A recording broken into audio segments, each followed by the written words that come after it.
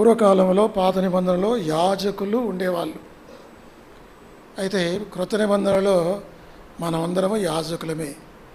In the Old Testament period they had the priesthood.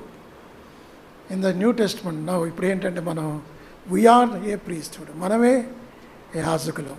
వాళ్ళకేమో యాజకులు ఉండేవాళ్ళు ఇశ్రాయేళ్లకు. ఇప్పుడు మనమేమన్నామంటే మనమే యాజకులం.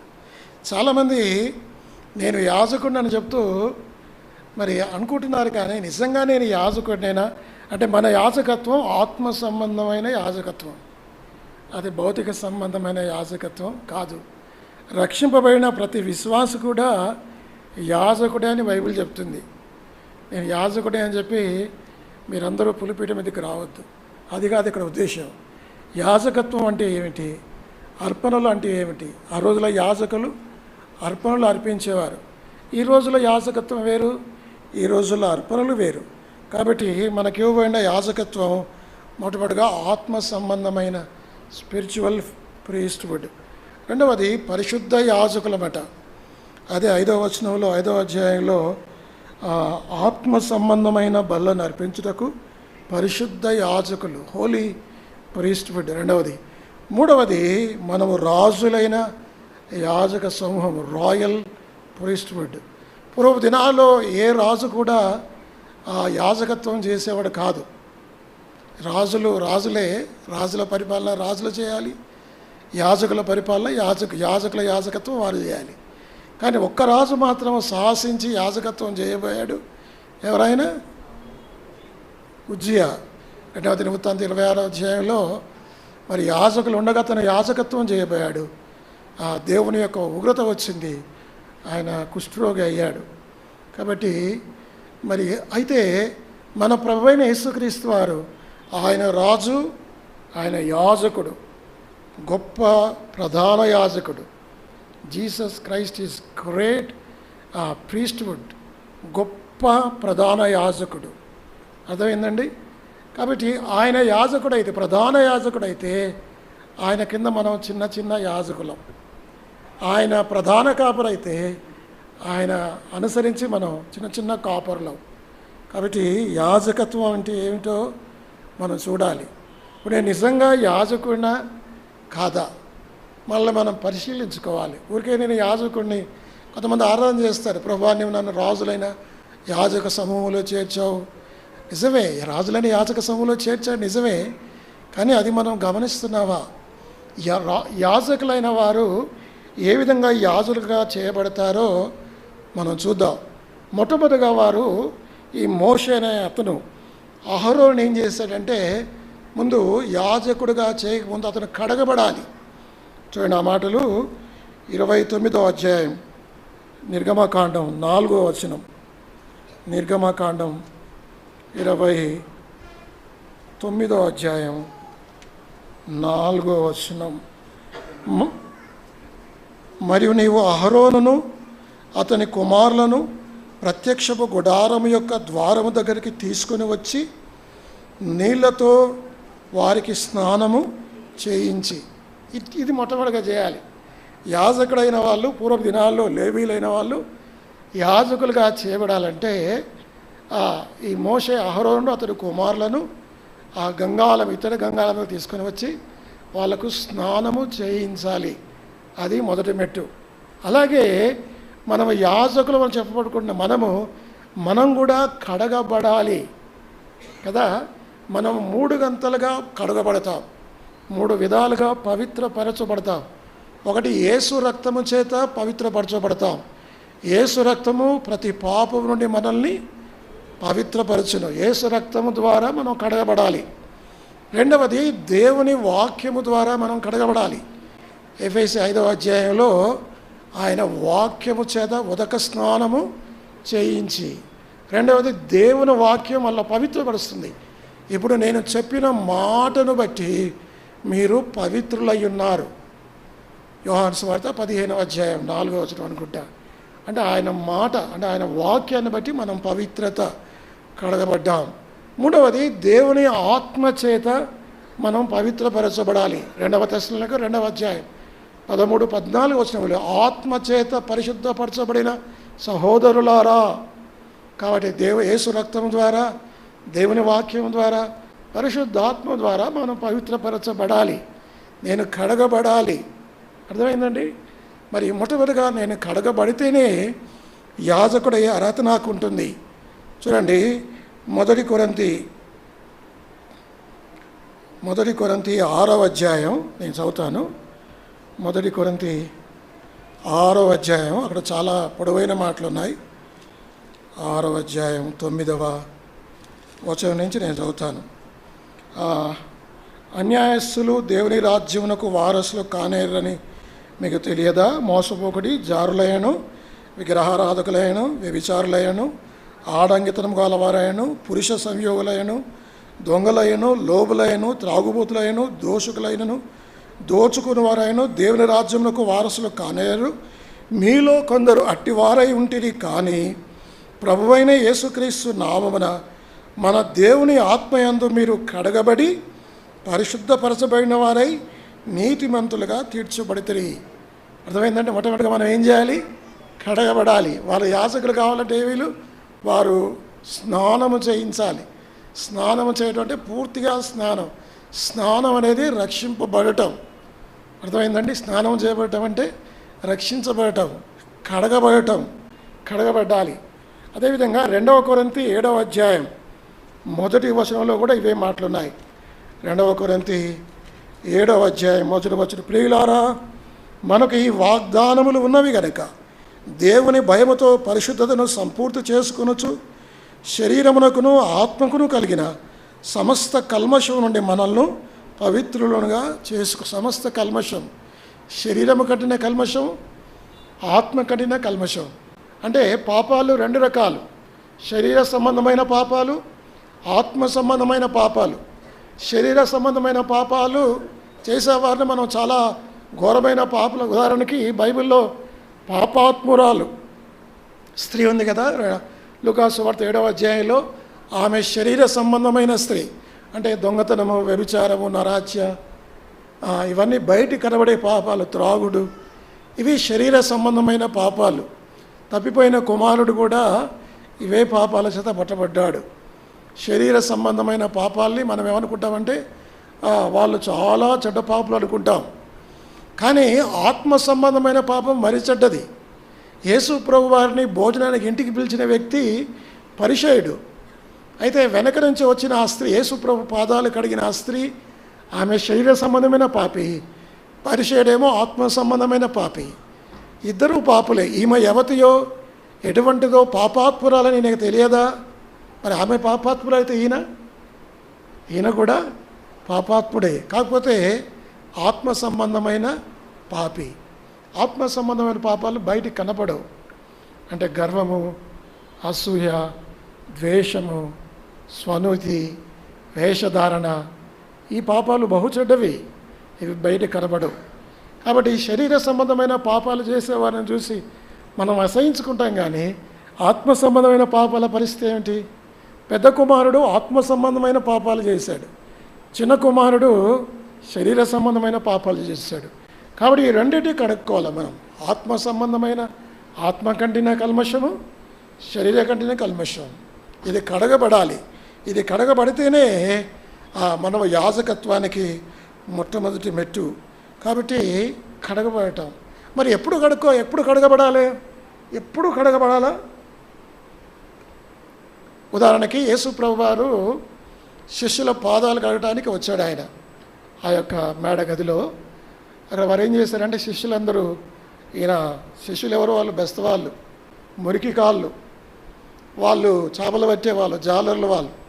యేసు ప్రభు వారట ఆయన ఒక పల్లెంలో నీళ్ళు తీసుకొని వచ్చి చక్కగా ఒక ప్లేట్లో, ఒక గిన్నెలో మరి కొత్త టవల్ తీసుకొని వచ్చి వాళ్ళ పాదాలు 2 దాంట్లో పెట్టి శుభ్రంగా కడిగి వాళ్ళ పల్లెం పక్కన పెట్టి ఈయన ఆ టవల్తో వాళ్ళ పాదాలు తుడిచి అట్లా 12 మంది పాదాలు ఆయన తుడిచాడు.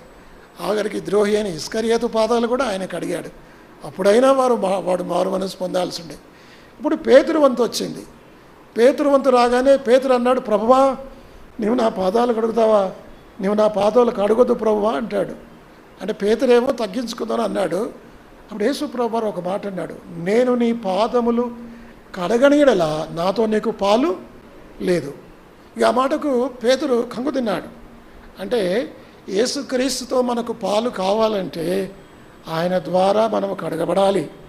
ఆయన రక్తము ద్వారా, ఆయన వాక్యం ద్వారా, ఆయన ఆత్మ ద్వారా మనం కడగబడాలి. అప్పుడు పేతురు అన్నాడు, ప్రభువా అట్లయితే నా పాదాలకు అడుగు ప్రభువా. కాదు, నన్ను మొత్తం కడిగి అంటాడు. అప్పుడు ప్రభు అంటాడు, స్నానం చేసినవాడు పాదం తప్ప మరి ఏమీ కడుక్కోనక్కర్లేదు. ఎక్కడున్నాయి ఈ మాటలు?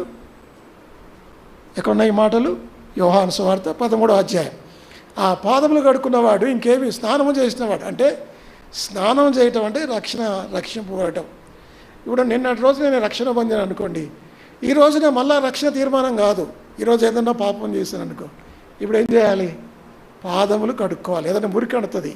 ఇహలోక మాలిన్యము తన కంటకుండకుండా తను తాను కాపాడుకునే దేవుని ఎదుట నిజమైన భక్తి.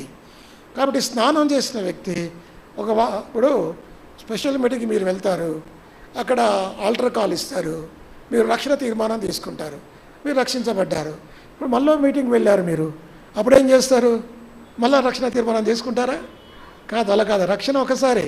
అయితే రెండవసారి ఏంటంటే ఏదైనా పొరపాటున తప్పిదములు చేస్తే కాదు చేస్తాము, అప్పుడు క్రీస్తు రక్తంలో ప్రభువా నేను రక్షింపబడిన బిడ్డనే, నా దైనందిన జీవితంలో నా కళ్ళ ద్వారా, చూపుల ద్వారా, ఆలోచనల ద్వారా, ప్రవర్తన ద్వారా నేను పాపం చేశాను అని 1 యోహాను 1:9 ప్రకారం మళ్ళా మనం కడగబడాలి, పవిత్రపరచబడాలి. అర్థమైందండి? అది యాజకత్వం. కాబట్టి మొట్టమొదటిగా యాజకులు ఏం చేస్తారంటే, యాజకుడు కావలసిన వాళ్ళు వారు కడగబడాలి. ఆత్మ సంబంధమైన యాజకులు మనం కూడా ఏం చేయాలి? కడగబడాలి. అంటే యాజకులతో ఆత్మ సంబంధమైన యాజకులను మనం పోలుస్తున్నా నేను. ఆ పోలిక అది సరి అయిన పోలిక. వారు అక్కడ గంగాళం దగ్గర ప్రత్యక్ష గుడారం బయట వారు స్నానం చేయించబడతారు, కడగబడతారు. మొదటి రోజే వారు స్నానం చేస్తారు. రెండవ రోజు, మూడవ రోజు వారు పరిచయం చేయడానికి వచ్చినప్పుడు వారు కాళ్ళు చేతులు మాత్రమే కడుక్కొని ఆ పరిశుద్ధ స్థలంలోకి వెళ్తారు. ఎవరైనా కాళ్ళు చేతులు కడుక్కోకుండా పరిశుద్ధ స్థలంలోకి వెళ్తే వారు చావవలసిన వారు.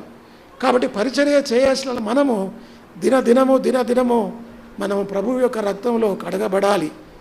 రక్షణ తీర్మానం కాదు. రక్షించబడిన వాడు తిరిగి మరలా అంటే రోజు ప్రభువా నేను పాపిని అని చెప్పడం అది కాదు నా ఉద్దేశం. బైబిల్ మనల్ని ఏమని పిలుస్తుందంటే పరిశుద్ధులు అని పిలుస్తుంది. వీఆర్ సెయింట్స్ నాట్ సిన్నర్స్ అన్నాడు ఒక ఆయన. అంటే ఒకప్పుడు పాపులమే, ఇప్పుడు క్షమించబడిన పాపులం. బైబిల్ మళ్ళీ పరిశుద్ధులు అని పిలుస్తుంది. రోమాలో ఉన్న పరిశుద్ధులకు అని రాస్తున్నాడు పౌలు, కొలస్సిలో ఉన్న పరిశుద్ధులకు, ఎఫెసులో ఉన్న పరిశుద్ధులకు. అర్థమైందండి? ఎస్కోల్లో ఉన్న పరిశుద్ధులకు. కాబట్టి మనం పరిశుద్ధులమే. నేను పరిశుద్ధులను కాబట్టి నన్ను నేను జాగ్రత్తగా ఉంచుకోవాలి అన్న స్పృహ మనం కలిగి ఉండాలి. అర్థమైందా? మొట్టమొదటిగా యాజకుడు కడగబడాలి. మీరు కడగబడిన వారేనా? ఇంకా ఎవరైనా కడగబడడం కాకపోతే మనం గతంలో పాపం చేసిన వాళ్ళమే. 1 కొరింథీ 6వ అధ్యాయం. కొందరు ఇటు వారే ఉంటారు కానీ ఇప్పుడు మనం ఆత్మ ద్వారా కడగబడ్డామంటున్నాడు పౌలు. కడగబడాలి, అది మొట్టమొదటిది. రెండవది, కడిగిన తర్వాత యాజకులైన వారు ఏం చేయాలి? అదే 29వ అధ్యాయం, నిర్గమకాండం 29వ అధ్యాయం 4-5 వచనాలు. ప్రత్యక్షపు గుడారం యొక్క ద్వారము దగ్గరకు తీసుకొని వచ్చి నీళ్లతో వారికి స్నానం చేయించి ఆ వస్త్రములను తీసుకొని చొక్కాయిని, ఏఫోదు నిలువుటంగిని, ఏఫోదును పతకమును ఆరోనుకు ధరింపజేసి, రెండవది ఏం చేయాలి? వస్త్రాలు ధరింపజేయాలి. కాబట్టి యాజకులైన వారు మరి యాజకుడు ధరించే ఆ వస్త్రం, ఆ యొక్క పాగా చూడండి ఆ మాటలు. ఏఫోదును పతకమును అహరోనుకు ధరింపజేసి, ఏఫోదు విచిత్రమైన నడికట్టును అతని కట్టి. రెండవదిగా ఏమిటంటే వస్త్రాలు తొడుగుతారు. కాబట్టి ఆయనకున్న వస్త్రాలు ఎలా ఉంటాయి? నిలువుటంగి ఉంటుంది, ఇక్కడ 12 ఉంటాయి, రాళ్ళు ఉంటాయి. కాబట్టి ఇవన్నీ ఉంటాయి, మీకు తెలుసు ఇవన్నీ. వాళ్ళు ఏం చేస్తారంటే యాజకత్వం చేయకపోయే ముందు ఆయన వస్త్రం తీసేసి ప్రత్యేకమైన వస్త్రం, యాజకుని వస్త్రం ధరింపజేస్తారు. అది యాజకుడు. రెండవదిగా కడగబడిన మనం ఏం చేయాలి? రెండవది మనం కూడా వస్త్రము ధరించుకోవాలి. ఏ వస్త్రం ధరించుకోవాలి? రక్షణ వస్త్రము నీతి అనే పైబట్ట. కాబట్టి మొట్టమొదటిగా కడగబడ్డాం, రెండవది రక్షణ వస్త్రం ధరించుకోవాలి, నీతి అనే పైబట్ట. ఇప్పుడు మిమ్మల్ని క్వశ్చన్ అడుగుతాను, మీకు బాగా తెలిసిన ప్రశ్న. ఆదాము హవ్వలు పరలోకానికి వెళ్ళారా, నరకానికి వెళ్ళారా? చెప్పండి, ఏం పర్లేదు, ఏం చెప్పినా పర్వాలేదు, నేనేం అనుకోను. పరలోకానికి వెళ్ళారు. ఎందుకు పరలోకానికి వెళ్ళారు? ఎందుకు పరలోకానికి వెళ్ళారంటే వారు పాపం చేశారు, అవిధేయత చూపించారు. దేవుని యొక్క నువ్వు మన్నే కనుక తిరిగి మన్న అయిపోతావు అన్నారు, తోటలోంచి వెళ్ళగొట్టాడు. కానీ అక్కడ దేవుడు ఒక మంచి పని చేశాడు. ఒక నిర్దోషమైన గొర్రెపిల్లను వధించాడు. అన్న నిర్దోషమైన గొర్రెపిల్ల రక్తము ఏదైనా తోటలో చిందించబడింది. అర్థమైందండి? కాబట్టి ఆ రక్తము చిందించింది అంటే ఆ రక్తమే మన ప్రభు అయిన యేసు జగదుత్పత్తి మొదలుకొని వధింపబడిన గొర్రెపిల్ల, ఆదాము కొరకు వధింపబడిన గొర్రెపిల్ల యేసుక్రీస్తు ప్రభు వారే. తర్వాత ఇస్సాకు కొరకు వధింపబడిన గొర్రెపిల్ల, ఇస్సాకు స్థానంలో ఆ పొట్టేలు యేసు ప్రభు వారికి సూచన. తర్వాత పస్కా పండుగ కుటుంబం కొరకైన గొర్రెపిల్ల. పస్కా పండుగలో ప్రతి కుటుంబం కొరకు ఒక గొర్రెపిల్ల వధిస్తారు, అది ప్రభు అయిన యేసుక్రీస్తు వారే. ఇశ్రాయేలు జాతి కొరకు వధింపబడిన గొర్రెపిల్ల. ఇక్కడ మనమందరము, పౌలు అంటాడు, యెషయా అంటాడు 53వ అధ్యాయంలో, మనమందరము గొర్రెల వలె దారి తప్పిపోతుంది, మన అతిక్రమం లేదు. ఇక్కడ మనం అంటే ఎవరు? మనం అంటే ఎవరు ఉద్దేశించినట్టున్నాడు యెషయా? ఇశ్రాయేలు జాతిని. ఇశ్రాయేలు జాతి కొరకే విమోచించబడిన వతకు తేబడు గొర్రె బొచ్చు కత్తిరించువా అనేదిట ఆ మాటలు నాయకంటే ఇశ్రాయేలు కొరకైన గొర్రెపిల్ల, వధించబడిన గొర్రెపిల్ల. నాలుగవది లోకమంతని కొరకై, ఇదిగో లోక పాపమును మోసుకున్న దేవుని గొర్రెపిల్ల, వ్యక్తిగతమైన గొర్రెపిల్ల, కుటుంబ గొర్రెపిల్ల. తర్వాత ఇశ్రాయేలు జాతి గొర్రెపిల్ల, లోకమంతని గొర్రెపిల్ల. అయితే ఇక్కడ ఆ చర్మం దేవుడైన యెహోవా ఆ చర్మపు చొక్కాయలు, వీళ్ళకు తొడుక్కోవడం కూడా రాదు, ఆ రక్తం తీసిన తర్వాత చర్మపు చొక్కాయలు చేసి ఆ యొక్క గొర్రె చర్మాన్ని చొక్కాయలుగా మార్చి వాళ్ళకు తొడిగించాడు. వాళ్ళు అప్పుడు తొడుక్కున్నారు. ఒకవేళ వారు తొడిగించే సమయంలో దేవా నీ చర్మపు చొక్కాయలు నాకు అక్కర్లేదని ఉంటే వారు ఖచ్చితంగా నరకానికి వెళ్ళేవారు. ఈ చర్మపు చొక్కాయలు ఇవి పర్మనెంట్ క్లోత్. అర్థమైందండి? అంతకుముందు అంజురోపాకులు అలా ఎంతసేపు ఉంటాయి ఇవి, ఎండ రాగానే వర్షం రాగానే వారి దిగంబరత్వం అవమానం వారికి కనబడుతుంది. అవి టెంపరీ క్లోజ్. మన నీతి క్రియలన్నీ చెప్పండి మురికి గుడ్డల వంటివి, దానివల్ల మనం పరలోకం వెళ్ళాం. అయితే రక్షణ వస్త్రానికి గుర్తుగా, నీతి అనే పైబట్ట గుర్తుగా తండ్రి అయిన దేవుడు ఆదాముకు చర్మపు చొక్కాయలు తొలగించాడు. కాబట్టి ఆయన పాపాలు క్షమించబడ్డాయి, ఆయన రక్షణ వస్త్రాన్ని ధరించాడు. ఈరోజు ఆదాము హవ్వలు పరలోకానికి వెళ్ళారు. దేన్ని బట్టి? చర్మపు చొక్కాయలు ధరించుకున్న దాన్ని బట్టి. కాబట్టి రెండవదిగా మనం ఏం చేయాలి? కడగబడిన మనము యాజకుడు ఆ ప్రత్యేకమైన వస్త్రము ధరించినట్లుగానే మనకొక వస్త్రం ఉండాలి కదా. గలతీలకు రాసిన పత్రిక 3వ అధ్యాయం 27 చదువుతారు ఎవరైనా తెలుగులో? గలతీ 3వ అధ్యాయం 27వ వచనం. మీరందరూ క్రీస్తును ధరించుకొని ఉన్నారు. అర్థమైందండి? యేసు క్రీస్తును ధరించుకున్న వాళ్ళం, యేసు క్రీస్తులో ఐక్యపరచబడిన వాళ్ళం. కాబట్టి యాజకుడైన వాడు, యాజకుడు కాబడాల్సిన వాడు ఏంటంటే మొట్టమొదటిగా కడగబడాలి. రెండవది ఏం చేయాలంటే అతను ఏం చేయాలి? వస్త్రము ధరించుకోవాలి, రక్షణ వస్త్రము. లేకపోతే నీతి అనే పైబట్ట. నీతిమంతులుగా తీర్చబడ్డావా?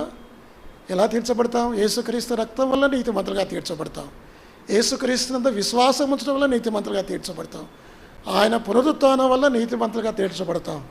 2 కొరింథీ 5:21లో మనము దేవుని ఆయన యందు దేవుని నీతి అగునట్లుగా పాపమెరుగన ఆయన మన కోసం, అంటే మనం నీతిమంతులుగా చేయడం కోసం యేసు ప్రభు వారు చనిపోయాడు. అర్థమైందండి? నువ్వు నీతిమంతులుగా తీర్చబడాలి, నువ్వు రక్షించబడాలి. అప్పుడే యాజకుడు. మొట్టమొదటిగా కడగబడ్డాడు, రెండవది వస్త్రము ధరించాడు. ఇక మూడవది వస్త్రం ధరించిన తర్వాత అతనికి ఏం చేస్తారంటే అనాయింటెడ్. చూడండి ఆ మాటలు 29 నిర్గమకాండం 29వ అధ్యాయం 6వ వచనం. అతని తల మీద పాగాను పెట్టి ఆ పాగా మీద పరిశుద్ధ కిరీటముంచి అభిషేక తైలమును తీసుకొని అతని తల మీద పోసి అతన్ని అభిషేకించవలడు. మూడవది అభిషేకం కదా. వారు అభిషేకించబడ్డారు, మనం కూడా అభిషేకించబడాలి కదా. అక్కడ ఇంగ్రీడియంట్స్ కొన్ని ఉంటాయి కదా, అన్నీ ఆ వస్తువులు వాటితోని మంచిగా దంచి మంచి సువాసన ఇచ్చే ఆ నూనె చేత 133వ కీర్తనలో ఉంది. ఏముందంటే 133వ కీర్తన చదవండి అమ్మ, 2వ వచనం. ఎటువంటి అభిషేకం అది?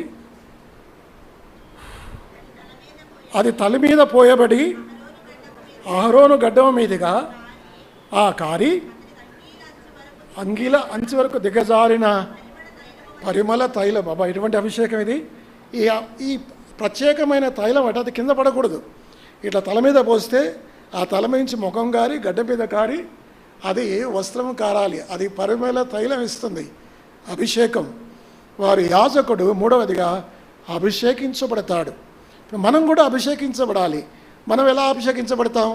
1 యోహాను 2వ అధ్యాయం, 1 యోహాను 2వ అధ్యాయం 20వ వచనం. అయితే మీరు పరిశుద్ధుని వలన అభిషేకం పొందినవారు గనక సమస్తమును ఎరుగుదురు. పరిశుద్ధాత్మ అభిషేకం వల్ల ఉండాలి. అర్థమైందండి? ఊరికే యాజకులు గారు, ప్రభా నేను యాజకులైన రాజక సమూహంలో నన్ను చేర్చావు. నిజంగా ఈ గ్రహింపులోకి రావాలి. నువ్వు కడగబడిన వాడవా? అయితే యాజకుడివే. నువ్వు రక్షణ వస్త్రము నీతి వస్త్రం ధరించావా? అయితే నువ్వు యాజకుడివే. పరిశుద్ధాత్మ చేత అభిషేకం పొందేవా? నువ్వు యాజకుడివే. మూడవది యాజకులు మోషే అహరోను అతని కుమారులను జటామాంసం లేకపోతే ఆ తైలమును, ఆ పరిశుద్ధ తైలమును, ఆ పరిమళ తైలమును వారి మీద పోసినప్పుడు వారు అభిషేకించబడతారు. 27వ వచనం, 1 యోహాను 2:27. అయితే ఆయన వల్ల మీరు పొందిన అభిషేకం మీలో నిలుచున్నది కనుక ఎవడునూ మీకు బోధింప నక్కర్లేదు. మనం ఆత్మచేత, పరిశుద్ధాత్మ చేత అభిషేకం పొందినవారు. అర్థమైందండి? మొట్టమొదటిగా కడగబడాలి, రెండవదిగా వస్త్రములు ధరించాలి, మూడవదిగా పరిశుద్ధాత్మ అభిషేకము పొందాలి. అది మూడవది. ఇక నాలుగవది ఏంటంటే యాజకత్వం చేయడానికి తను తాను సమర్పించుకోవాలి. He dedicated to himself. దేవునికి అంటే యాజకత్వానికి, ఆ పరిశుద్ధ స్థలములో యాజకత్వం చేయడానికి తను తాను సమర్పించుకోవాలి. చూడండి ఆ మాటలు 15వ వచనం, 29వ అధ్యాయం 15, నిర్గమకాండం 29:15. నీవు ఆ పొట్టేలలో ఒక దాన్ని తీసుకొని వెళ్ళను. అహరోను అతని కుమారులను ఆ పొట్టేలు తల మీద తమ చేతులుంచగా నీవు ఆ పొట్టేలను వధించి దాని రక్తము తీసి బలిపీఠము చుట్టూ దాన్ని ప్రోక్షించవలడు. దీని అర్థం ఏంటంటే యాజకత్వం చేయడానికి తన్ను తాను సమర్పించుకోవాలి. అది నాలుగవది. రోమిలకు రాసిన పత్రిక. ఇప్పుడు మన సంగతి చూద్దాం. రోమా 12వ అధ్యాయం, రోమా 12 మొదటి 2 వచనాలు. కాబట్టి సహోదరులారా, పరిశుద్ధమును దేవునికి అనుకూలములైన సజీవ యాగముగా మీ శరీరములు ఆయనకు సమర్పించుకోండి దేవుని వాత్సల్యమును బట్టి మిమ్మను బతిమాలుకొనుచున్నాను. కాబట్టి మనం కూడా డెడికేట్ చేసుకోవాలి. మన శరీరాన్ని, మన మనస్సును, మన చిత్తాన్ని మూడంతలుగా మనం దేవునికి సమర్పించాలి. ఈ మాటలు ఉన్నాయి. మొట్టమొదటిగా ఏం సమర్పించుకోవాలి? మన శరీరాన్ని సజీవ యాగముగా. సజీవ యాగంగా అనే మాటలు ఇద్దరు సజీవ యాగంగా సమర్పించుకున్నారు.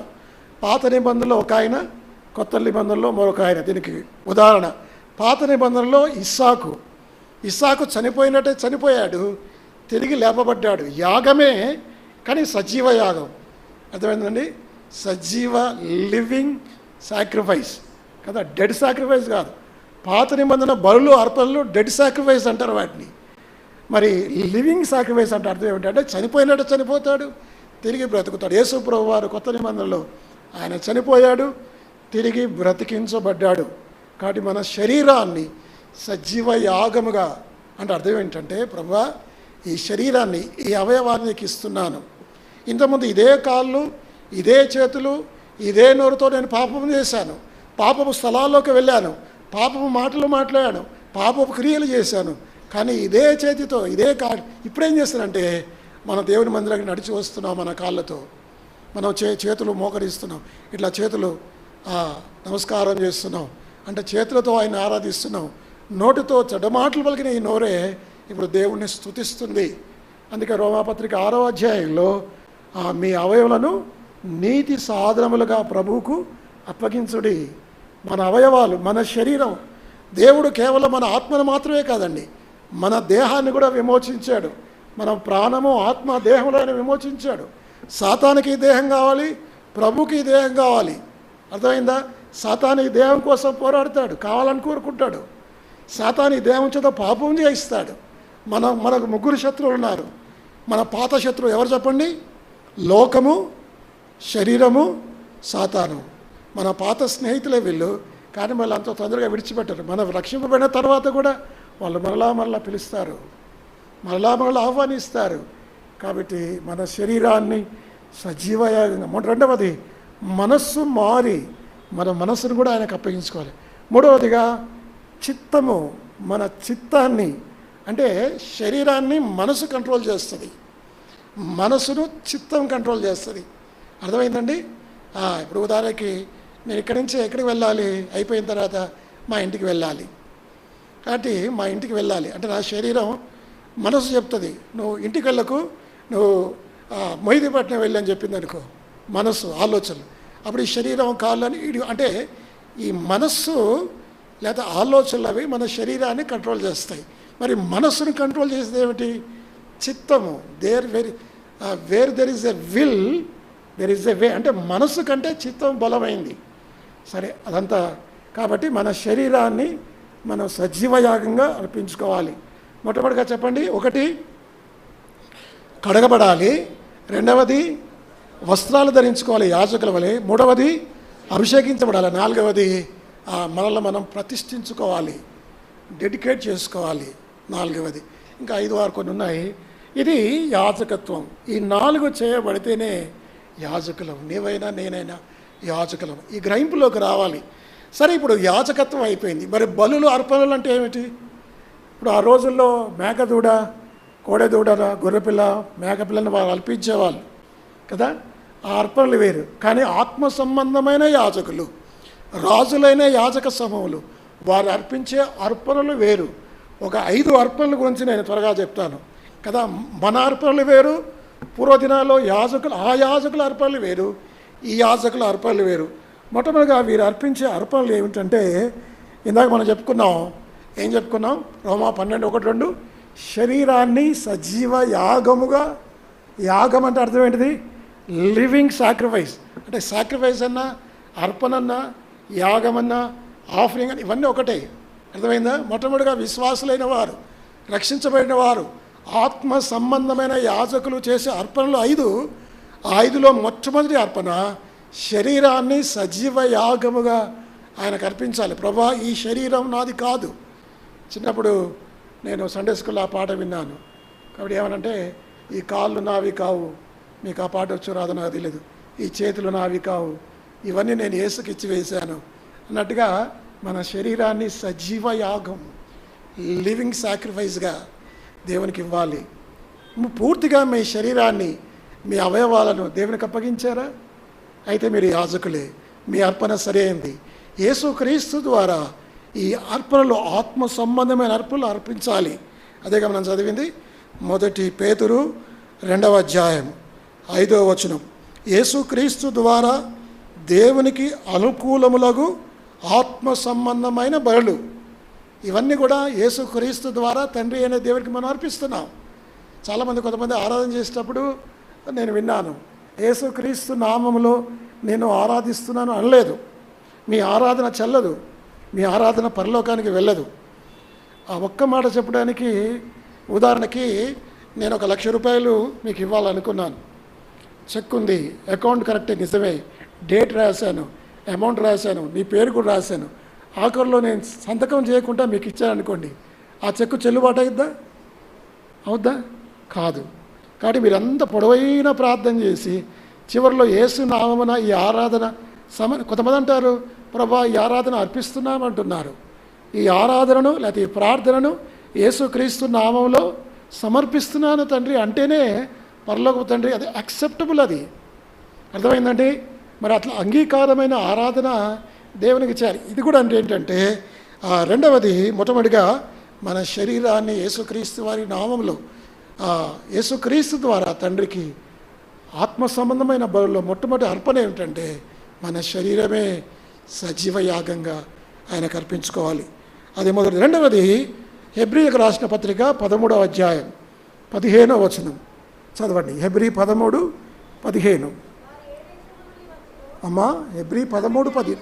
కాబట్టి ఆయన ద్వారా మనము దేవునికి ఎల్లప్పుడూ స్తుతి యాగము చేయొచ్చు, అనగా ఆయన నామమును ఒప్పుకొనొచ్చు, జివ్వ ఫలము నర్పించుకుందాం. చూసారండి, రెండవది ఏ అర్పణ ఇది? ఇందాక మనం చేసాం కదా, ఏ అర్పణ? జివ్వ ఫలము, స్తుతి యాగము. స్తుతి యాగము చేయవాడు అంటే మీరు అనుకుంటున్నారు ఆరాధన స్తుతి అని ఇక్కడ బ్రదర్ చెప్పగానే అదేదో మాటలు అనుకుంటున్నారు. కానీ మాటలకు మించి మనమేమో మాటలు అనుకుంటున్నాం, బైబిల్ ఏమో స్తుతి యాగము. మనం చేసే స్తుతి, మనం చేసే ఆరాధన అదొక అర్పణ. It is one kind of sacrifice. అర్థమైందండి? అట్లా అనుకోవాలి. నేను ఈ స్తుతి యాగమును చేస్తున్నాను కాబట్టి మీరు అనుకోండి. అట్లా అనుకొని మీరు ఆరాధన చేయండి. మీ మాటలు ఎంతో పవిత్రంగా, మధురంగా, వినసొంపుగా, అంగీకారంగా, భయభక్తులతో, వినయ విధులతో వస్తాయి. ఇట్లా అనుకోకపోతే అలవాటుగా నేర్చుకున్న మాటలే వస్తాయి. కాబట్టి రెండవ అర్పణ, ఆత్మ సంబంధమైన యాజకుడు చేయవలసిన రెండవ ఆత్మ సంబంధమైన అర్పణ ఏమిటంటే స్తుతి యాగము. అర్థమైందా? స్తుతి యాగము ఏమంటారు దాని ఇంగ్లీష్లో? Sacrifice of praise. అది స్తుతి యాగము. రెండవది మరి ఆత్మ సంబంధమైన యాజకులు, పరిశుద్ధ యాజకులు, రాజులైన యాజకులైన చేయాల్సిన రెండవ అర్పణ స్తుతి యాగము. మీకు చాలామంది మీరు స్తుతించలేకపోతున్నారు, ఆరాధనించకుండానే వెళ్ళిపోతున్నారు. మా సంఘంలో కూడా కొద్దిమంది చేసిన వాళ్ళే చేస్తారు, చేయని వాళ్ళు చేయకుండా సంవత్సరాల తరబడి ఆరాధన చేయకుండా వెళ్ళే వాళ్ళు చాలామంది ఉన్నారు. అది స్తుతి యాగం అన్న సంగతి వాళ్ళ గ్రహింపు లేకుండా ఉన్నారు. కాబట్టి ఆరాధన అనేది తప్పనిసరిగా చేయాలి. ఒక మాట అయినా మనం చేయాలి. కేవలం ఆదివారం ఈ సమయమే కాదు, ఇది వ్యక్తిగత ఆరాధన. కానీ అన్ని సమయాల్లో కూడా స్తుతించాలి. స్తుతి యాగము అర్పించువాడు నన్ను మహిమపరుచున్నాడు. అది రెండవ అర్పణ. ఇక మూడవ అర్పణ ఏమిటంటే ఆత్మసంబంధమైన అర్పణ. అదే హెబ్రీ 13వ అధ్యాయం 16వ వచనం. హెబ్రీ 13వ అధ్యాయం 16వ వచనం. ఉపకారమును ధర్మమును చేయ మర్చిపోకటి, అట్టి యాగములు దేవునికి ఇష్టమైనవి. చూసారా, ఇది మూడవ అర్పణ. ఉపకారములు ధర్మములు. ఉపకారములు ధర్మములు మీరు ఎప్పుడన్నా చేస్తున్నారా? ఎవరికైనా ఉపకారం మీరు ఉపకారం చేయకపోయినా పర్వాలేదు, కానీ అపకారం మాత్రం చేయకూడదు. అక్కడ ఉపకారం చేయాలి, ధర్మం చేయాలి, మేలు చేయాలి. ఇప్పుడు తప్పిపోయిన కాదు యెరూషలేము నుంచి ఐగుప్తు ఎరుకోకు వస్తున్న బాటసారి దొంగల చేతిలో చిక్కాడు.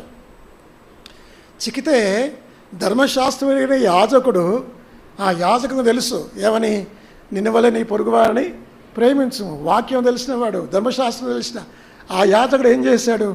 పక్కకి వెళ్ళిపోయాడు. నాకెందుకులే అనుకున్నాడు. నాకెందుకు వచ్చిన గొడవ, నా తర్వాత ఇంకొకటి వస్తాడు, వాడు చూసుకుంటాడు అనుకున్నాడు. అదొకటి. రెండో కారణం ఏంటి తెలుసా? ఎందుకు వెళ్ళిపోయాడంటే అప్పుడే ఫ్రెష్గా జరిగింది ఆ సంఘటన, రక్తం కారుతుంది. ఇప్పుడు కనుక నేను అక్కడ ఆగితినా ఇక్కడెక్కడో దొంగలు దాగి ఉంటారు, ఇక నన్ను కూడా పట్టుకుంటారు, నన్ను కూడా కొడతారు అని చెప్పి తప్పించుకొని పోయాడు కదా. అతను సహాయం చేయడానికి, ఉపకారం చేయడానికి మనస్సు లేనివాడు ఈ యాజకుడు. రెండవది లేవీయుడు వచ్చాడు. లేవీయులు వాళ్ళ పని ఏమిటంటే బలులు, అర్పణలు దేవుని మందిరంలో చేసేవాళ్ళు వాళ్ళు. అతనేం చేశాడు? అతను కూడా తప్పించుకొని పోయాడు. బైబిల్ బోధిస్తూ, అర్పణలు చేస్తూ, ఆ దేవుని వాక్యం తెలిసిన యాజకులు, లేవీయుడు కూడా మరి ఉపకారం ధర్మం చేయకపోతే ఇంకెవరు చేస్తారు? అతనేమో చనిపోయే స్థితిలో ఉన్నాడు. ఆ తర్వాత ఒకడు సమరయుడు వచ్చాడు. పడిపోయింది ఎవరు? యూదుడు. కానీ యూదులు సమరయులతో సాంగత్యము చేయరు. కానీ ఒక సమరయుడు పడిపోయిన యూదు దగ్గరికి వచ్చి అతని నూనె గాయాలు కట్టి, నూనెయు ద్రాక్షరసం పోసి అతని గాయాలు కట్టి అతని పూటకుల వాటికి తీసుకొని వెళ్ళి, ఇవన్నీ మనోళ్ళు ఇంకొక విధంగా చెప్తారు. ఏం చెప్తారంటే యాజకుడేమో ధర్మశాస్త్రానికి, యాజకత్వానికి గుర్తు, ధర్మశాస్త్రానికి గుర్తు. లేవీలేమో అర్పణలు, వారెవరు మనకు సహాయం చేయలేకపోయారు. తర్వాత ఈ మంచి సమరయుడు యేసుక్రీస్తు, పూటకుల్లవాడు పరిశుద్ధాత్ముడు, ఇవన్నీ చెప్తారు. దాని ఇంటర్ప్రిటేషన్ అంటే దాంట్లో సందర్భానుసారమైన ఇంటర్ప్రిటేషన్ ఏంటంటే అక్కడ యేసు ప్రభు ఏం చేసినని చెప్పట్లే ఆ వాక్య భాగం, అక్కడ మనం ఏం చేయాలో చెప్తుంది. నీవుని వెళ్ళి అలాగూ చేయమంటాడు. అది యేసు ప్రభు వారు ఆ యొక్క ధర్మశాస్త్ర ఉపదేశంతో ముందు అదే మాట అన్నాడు, నీవుని వెళ్ళి అలాగూ చేయమన్నాడు. ఆ కథ చెప్పిన కథ కాదు, నిజంగా చరిత్రలో నిజంగా జరిగిన సంఘటన అది. చివరిలో కూడా అంటాడు నీ వెళ్ళి అలాగూ చేయి. అంటే యేసు ప్రభు ఏమి చేసేదో అది చెప్పదు, మనం ఏం చేయాలో అది చెప్తుంది.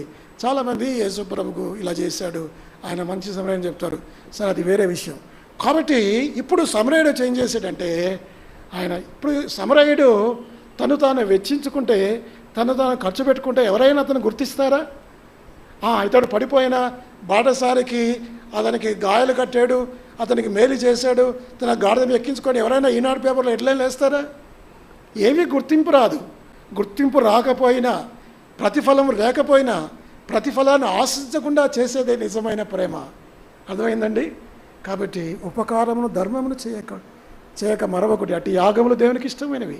ఎప్పుడైనా హాలిడే రోజు మీరు వెళ్ళండి, ఆర్ఫనేజెస్ ఉన్నాయి, ఎంతోమంది పేదవాళ్ళు, తల్లిదండ్రులు లేని వారు, అనాథులు ఉన్నారు, విధవరాండ్లు ఉన్నాయి. ఆదివారం పూట సాయంకాలం వెళ్ళండి, కొన్ని అరటిపళ్ళు తీసుకుని వెళ్ళండి, కొంతమందికి డబ్బు ఇవ్వండి కదా. ఎవరు నిజమైన భక్తి ఏమిటి? మనకు నిజమైన భక్తి దేవుని మందిరానికి వచ్చి ఆరాధన చేయటం, పాటలు పాడటం, కానుకలేట అనుకుంటాం. కానీ యాకోబు ఏమంటున్నాడు? నిజమైన భక్తి తండ్రి అయిన దేవునితో నిజమైన భక్తి ఏదనగా దిక్కులేని పిల్లలను, విధవరాండ్లను వారి ఇబ్బందుల్లో పరామర్శించుటే. ఎప్పుడన్నా చేసామా మనం? రోమన్ క్యాథలిక్లు చూడండి, వారు కొంత సహాయం చేస్తారు, దేవుని వాక్యం చెప్తారు, సువార్త చెప్తారు. మనం ఏం చేస్తాం? సువార్త చెప్తాం, మంచిదే. కానీ ఆపదలో ఉన్నవారికి, మన సంఘంలో ఉన్న పేదవారికి, అక్కర్లో ఉన్నవారికి మన దగ్గర ఉండి కూడా ఏమీ చేయకుండా ఉంటాం. ఇది యాగము కాదు. అంటే మూడవ అర్పణ మనం అర్పించట్లేదు. ఉపకారము ధర్మము చేయ మరొకటి అటు యాగములు దేవునికి ఇష్టమైనవి. ఇది మూడవది. ఇక నాలుగవది చూడండి, హెబ్రీలకు రాసిన పత్రిక చదివాం కదా, ఫిలిప్పులకు రాసిన పత్రిక 4వ అధ్యాయం 18వ వచనం. ఫిలిప్పు 4:18.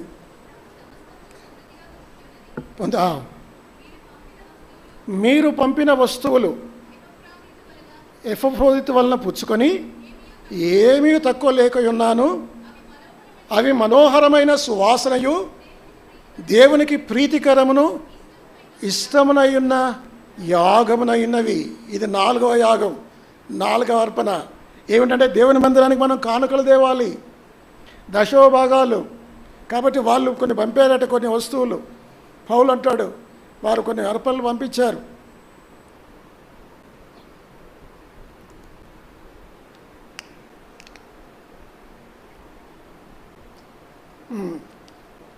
నాలుగవ అర్పణ ఏమిటి అంటే చందాలు, కానుకలు, దశోభాగాల గురించి పౌలు అంటాడు అవి మనోహరమైన సువాసన. మీకు 10,000 రూపాయల జీతం వచ్చింది అనుకోండి, 10,000 రూపాయల జీతం వచ్చింది, అందులో 9,000 రూపాయలు మీవి, 1,000 రూపాయలు మాత్రం మీ కావు. మీరు దాన్ని ఆ 1,000 రూపాయలను టచ్ చేయడానికి ధైర్యం చేయకూడదు. You dare not to touch that 1,000 rupees, ఎందుకంటే అది నీకు చెందింది కాదు. అయితే ఆ 1,000 రూపాయల గట అవి మనోహరమైన, చదవండి ఆ చక్కని మాట, అవి మనోహరమైన సువాసనయు దేవునికి ప్రీతికరమును ఇష్టమునై ఉన్న యాగమును. చూసారా, దేవుని మందిరానికి తెచ్చే చందాలు, దేవ సేవకులకు ఇచ్చే కానుకలు, మందిరానికి తెచ్చే ఈ యొక్క దశమభాగాలు, చందాలు, కానుకలు, అవి ఎలాంటి వాడే దేవుని దృష్టిలో అవి మనోహరమైన. దేవుడు దాన్ని ఆగ్రహిస్తాడు. ఒక దహన బలి వలె దేవుడు ఏ విధంగా లేవికాండ మొదలు ఆగ్రహిస్తాడో మనమిచ్చే కానుకలు, అర్పణలు కూడా, వస్తువులు కూడా నట ఇది ఒక యాగము, మనోహరమైన సువాసనయు దేవునికి ప్రీతికరమును ఇష్టమునై ఉన్న యాగమునై ఉన్నవి. చూడండి, ఎన్నో అర్పణ ఇది? 4వది. 5వది ఇది చెప్పి నేను ముగిస్తాను. రోమిలకు రాసిన పత్రిక 15వ అధ్యాయం 16వ వచనం. రోమా 15వ అధ్యాయం 16వ వచనం. చాలమ్మా. అయినను అన్యజనులు అను అర్పణ, అంతే. అన్యజనులు అనే అర్పణను మనం దేవుని దగ్గర తీసుకురావాలి. అంటే అన్యజనులైన వారికి సువార్త ప్రకటించాలి, వారికి దేవుని వాక్యం చెప్పాలి, వారిని ప్రేమించాలి, వారిని ఏ విధంగానైనా సరే వారిని రక్షణలోకి తెచ్చి వారిని దేవుని మందిరానికి నడిపించాలి. 5వదిగా మరి కొత్త నిబంధనలో ఆత్మ సంబంధమైన యాజకులు తెచ్చే అర్పణ ఏమిటంటే అన్యజనులు అనే అర్పణ. చెప్పండి, 5 అర్పణలు చెప్పండి. మొట్టమొదటిగా ఆ శరీరం అనే అర్పణ సజీవ యాగం. రెండవది స్తుతి యాగము, స్తుతి అనే అర్పణ. మూడవది ఉపకారము ధర్మం అనే యాగం అర్పణ. నాలుగవది అమ్మా చందాలు కానుకలు దశభాగాల అర్పణ. ఐదవది ఏంటట అన్యజనులు అనే అర్పణ. మీరు ఎప్పుడైనా ఎవరికైనా సువార్త ఇచ్చారా, కరపత్రం ఇచ్చారా? 20-30 సంవత్సరాలు మీ ఇంటి పక్కన ఒకరు ఉంటారు, నోరు తెరిచి ఎన్నో ముచ్చట్లు పెడతా వాళ్ళతో. ఏనాడైనా యేసుప్రభుని పంచుకున్నారా? రేపు వాడు నరకానికి వెళ్ళిన తర్వాత నా ఇంటి పక్కన ఈ ప్రభుదాస్ అనే సేవకుడు ఉండేవాడు, యేసుప్రభు ఒక్క రోజు కూడా నోరు తెరిచి నాకు యేసుక్రీస్తు గురించి చెప్పలేదు, ఒకవేళ చెప్పుంటే నేను మారు మనసు పొందేవాని అంటే వానికి ఉత్తరవాదులు ఎవరు? నీవు నేనే కదా. అన్యజనులోని అర్పణను మనం ప్రభు తీసుకురావాలి. అర్థమైందండి? ఆత్మ సంబంధమైన యాజకులు అర్పణలు. ఆత్మ సంబంధమైన యాజకులు ఎలాగో మొట్టమొదటిగా వారు కడగబడాలి, రెండవది వస్త్రం ధరించుకోవాలి, మూడవది పరిశుద్ధపర అభిషేకం పొందాలి, నాలుగవది తను తాను సమర్పించుకోవాలి పరిచయం చేయడానికి. అలా సమర్పించుకున్న వ్యక్తి 5 అంతల అర్పణలు అర్పించాలి. ఒకవేళ మీరు నిజంగా పరిశుద్ధ యాజకత్వం, ఆత్మ సంబంధమైన యాజకత్వం చేస్తున్నారా, లేకపోతే ఈ రాజులని యాజక సమూహంగా ఉన్నారా, ఎవరు చెప్పుకుంటున్నావా? ఒకవేళ అలా చేయకపోతే ప్రభువా నా శరీరాన్ని నేను అర్పించుకోలేదు, ప్రభువా ఇప్పటిదాకా నన్ను క్షమించుము, లేదా ప్రభువా ఎవరికి నేను మేలు చేయలేదు. యేసు ప్రభు అంటాడు కొడవలి ప్రసంగంలో, మనుషులు మీ సత్క్రియలను చూచి పరలోకమందున మీ తండ్రిని మహిమపరచినట్లు వారి ఎదుట మీ వెలుగు ప్రకాశింపనివిడి. ప్రభువా నేను ఏమీ చేయలేకపోయాను, ఎవరికి మేలు చేయలేదు, నన్ను క్షమించండి, రక్తంలో కడుగు. అంతేకాదు కదా ప్రభువా. తర్వాత ఇంకా మనం చెప్పుకున్నాం కదా, ఏమిటి ఉపకారము ధర్మము, స్తుతియాగము.